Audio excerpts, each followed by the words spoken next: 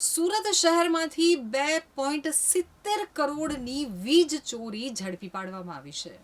GUVNLના vigilance વિભાગની 96 જેટલી ટીમો દ્વારા રાંદેર વિસ્તારમાં સઘન ચેકિંગ હાથ ધરવામાં આવ્યું હતું. આ ટીમો દ્વારા કુલ 4533 વીજ જોડાણોની તપાસ કરવામાં આવી હતી.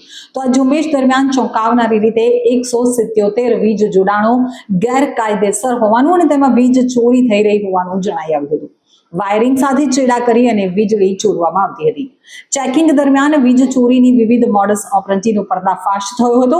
કેટલાક કિસ્સાઓમાં મીટરના બોડી સેલ કાપી અને વીજ ચોરી કરવામાં આવી હતી, જ્યારે અન્ય સ્થળોએ મીટરના આંતરિક વાયરિંગ સાથે ચેડા કરી અને વીજળી ચોરવામાં આવતી હતી. આ ઉપરાંત મેઇન સર્વિસમાં ટેપ કરીને મીટરને બાયપાસ કરી દેવામાં આવતા હોવાના કિસ્સાઓ પણ સામે આવ્યા હતા, જ્યાં ડાયરેક્ટ વીજ ચોરી કરવામાં આવી રહી હતી. આવા કુલ 177 જોડાણો મળી આવ્યા હતા. આ ઘટના બાદ વીજ ચોરી કરતા તત્વો સામે કાયદેસરની કાર્યવાહી કરવાની તજવીજ હાથ ધરવામાં આવી છે. તો વીજ ચોરી કરતા તત્વો સામે પોલીસ ફરિયાદ દાખલ કરવાની પણ તૈયારીઓ ચાલી રહી છે. GUVNL અને સુરત પોલીસ દ્વારા કરવામાં આવેલી આ સંયુક્ત કાર્યવાહી વીજ ચોરી અટકાવવા માટેના તેમના કડક વલણને દર્શાવે છે. આનાથી વીજ ચોરોમાં ભયનો માહોલ ફેલાયો છે.